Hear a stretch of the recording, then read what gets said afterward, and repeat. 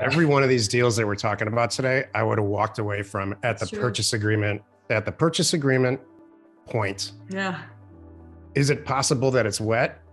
Out. Is it a cemetery? Out. Out. So you guys are a lot less lazy than me. Wow. Hey, Jack, in your younger years, when you're a little bit cavalier with land, did you cowboy it up and just do some weird wacky? Oh yeah. So back in the day, you bought everything. You just buy everything. What are some Everything. highlights on that reel? It was like they signed it and it came back because it was priced so crazy back then. It was like it wasn't even barely talked about. We didn't have the tools that we have now. So my rule for about almost a decade was if it's $100 an acre anywhere, $100 or less, I'm going to buy it. And we did.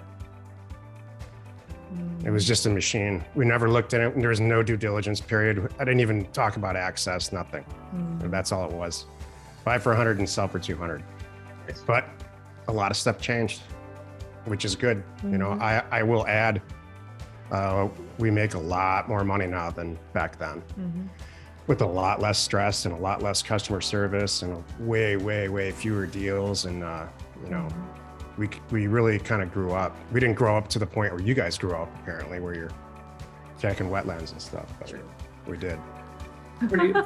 Pretty stoked for him. He's got a second one in the pipeline right now. I funded for him. He's going to make probably 70 out of it. So I actually get almost as much enjoyment out of seeing my buddies make money, but not as much though. Yeah, that's good. That's awesome.